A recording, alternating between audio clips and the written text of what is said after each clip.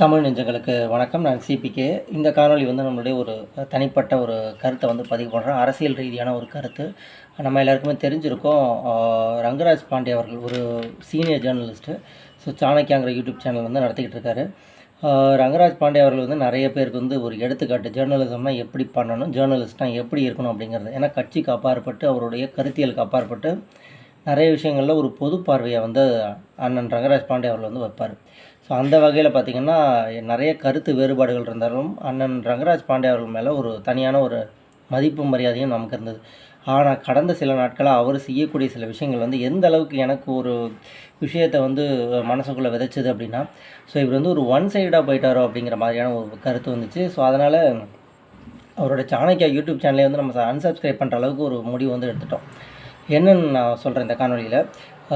பொதுவாக அவர் திரு ரங்கராஜ் பாண்டே அவர்களோட பேட்டியில் அவர் டிபேட் எடுத்தார் அப்படின்னா அதில் என்ன ஒரு ஸ்பெஷாலிட்டி இருக்குன்னா, அவர் அதிகமாக பேச மாட்டார். ஆப்போசிட்டில் உட்காந்துருக்காங்க இல்லையா, அவர் யாரை பேட்டி எடுக்கிறாங்களோ அவங்கள வந்து முழுக்க பேச வைப்பார். ஸோ அவங்களோட மனசில் இருக்கக்கூடிய கருத்துக்கள் எல்லாமே வந்து வெளியில் சொல்லுவாங்க. பட் கடந்த சில இன்டர்வியூவில், அதுவும் குறிப்பாக ஒரு இன்டர்வியூ நான் சொல்கிறேன், அது ரொம்ப ஒரு ஒன் சைடாக பார்ஷியாலிட்டியாக இருந்தது. அதுக்கு ஒரு காரணம் சிம்பிளாக சொல்கிறேன்.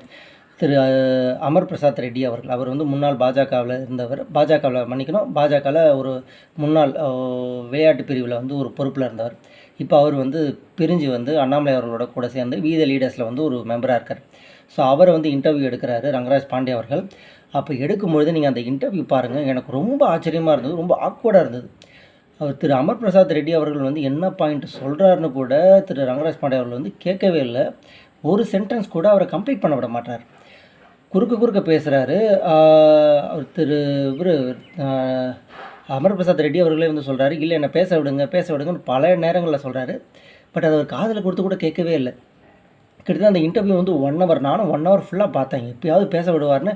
கடைசி வரைக்கும் சில விஷயங்களை பார்த்திங்கன்னா ஒரு ஒரு ஒரு ஸ்டாண்ட் எடுக்க ட்ரை பண்ணுறாரோ, திரு ரங்கராஜ் பாண்டே அவர்கள் அப்படிங்கிறது தெளிவாக தெரியுது. நான் கடந்த சில மாதம்னு ஏன் சொல்கிறேன் அப்படின்னா, குறிப்பாக ஒரு 1.5 மாதம்னு சொல்லுவேன். ஏன்னா 2026 சட்டமன்ற தேர்தலுக்கு முன்னாடி என்ன சொல்லியிருந்தாருன்னா, தாவேகா திரு விஜய் அவர்கள் தமிழ்நாடு முதல்வர், அப்போ வந்து அவர் முதல்வர் இல்லை, ஸோ தாவேகாவோட தலைவராக இருந்தார். திரு விஜய் அவர்கள் 2026 எலெக்ஷனில் 10 சீட்டு கூட ஜெயிக்க மாட்டார் அப்படின்னு சொல்லியிருந்தார். அப்படி ஜெயிச்சிட்டா நான் வந்து அரசியலே பேச மாட்டேன் அப்படின்னு சொன்னார். பட் அது அப்படி நடக்கலை. சிஎம்மாகவே விஜய் அவர்கள் வந்து ஆகிட்டார். பட் ஆனால் அவரை வந்து தொடர்ந்து அரசியல் பேசிக்கிட்டு தான் இருக்கார். ஸோ அந்த இன்சிடெண்ட்லேருந்து பார்த்திங்கன்னா, இவர் பேசக்கூடிய எல்லா விஷயங்களும் வந்து இதற்கு முன்பு இருந்த ரங்கராஜ் பாண்டே அவர்களுக்கும் இப்போ இருக்கக்கூடிய ரங்கராஜ் பாண்டே அவர்களுக்கும் ஒரு நிறைய வேறுபாடுகள் வந்து நான் பார்க்குறேன். அதுலேயும் குறிப்பாக சில போன வாரம் வந்து பாஜகவினுடைய தேசிய மகளிர் அணி தலைவியாக இருக்காங்க இல்லையா, திருமதி வானதி ஸ்ரீனிவாசன் அவர்கள். ஸோ அவங்கள வந்து இதே ரங்கராஜ் பாண்டே அவர்கள் வந்து இன்டர்வியூ எடுத்திருந்தார். சுமார் 1 மணி நேரம், அதுவும் அரௌண்ட் 1 மணி நேரம். அந்த இன்டர்வியூவையும் நீங்கள் வந்து அமர் பிரசாத் ரெட்டி அவர்களையும் எடுத்த இன்டர்வியூ பாருங்கள். வானதி ஸ்ரீனிவாசன் அவர்களை கம்ப்ளீட்டாக பேச வச்சாங்க. அவங்க என்ன பாயிண்ட் சொல்லணும்னு நினச்சாங்களோ அந்த பாயிண்ட் எல்லாமே வந்து திரு ரங்கராஜ் பாண்டே அவர்கள் வந்து அலோவ் பண்ணார், பேச அலோவ் பண்ணார். எங்கேயுமே ஸ்டாப் பண்ணல, ரெஸ்ட்ரிக்ட் பண்ணல. இல்லை அவங்கள வந்து அவங்க சொன்ன பாயிண்ட்டை வந்து டீவியேட் பண்ணி வேறு ஒரு ஆங்கிள், வேறு ஒரு அர்த்தம் வந்து கற்பிக்க விரும்பலை. ஆனால் திரு அமர் பிரசாத் ரெட்டி அவர்கள் பேசும்பொழுது எந்த பாயிண்ட்டையுமே வந்து கரெக்டாக வந்து கேட்ச் பண்ண விரும்பலை. ஒரு ஜேர்னலிஸ்ட்டே கிடையாது நம்ம, சரிங்களா? ஜென்ரலாக பார்த்திங்கன்னா நம்ம வந்து ஒரு ஜேர்னலிஸ்ட் கிடையாது. பட் நமக்கே வந்து இது ரொம்ப ஒரு ஒரு அந்நியமாக தெரிஞ்சுது. ஏன்னா அவர் சொல்கிற பாயிண்ட் என்னன்றது நமக்கு புரியுது. ஒரு சீனியர் ஜேர்னலிஸ்டான திரு ரங்கராஜ் பாண்டே அவர்களுக்கு அமர் பிரசாத் ரெட்டி அவர்கள் என்ன சொல்ல வராருன்றது புரியாமலாம் இருக்கும். ஏன் புரியலையா, இல்லை அவர் புரியாத மாதிரி நடிக்கிறாரா, ஏன் கடந்த சில நாட்களாக இவர் இந்த மாதிரி மாறிட்டார் அப்படிங்கிற ஒரு பெரிய ஆச்சரியக்குறி வருது. எனக்கு மட்டும் இல்லை, நண்பர்கள் வட்டத்துலையும் பேசணும், அவங்களும் வந்து இதுதான் சொல்கிறாங்க.